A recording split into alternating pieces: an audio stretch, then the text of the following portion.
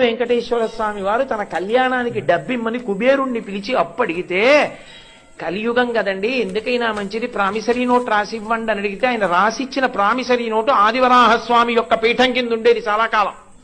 అదే దాన్ని ముద్రణ చేసి గోడ మీద కూడా కట్టారు చాలా కాలం. ఎప్పుడు పుచ్చుకున్నారో, ఏం రాసిచ్చారో, ఏమి సంతకం పెట్టారో కూడా ఉండేది.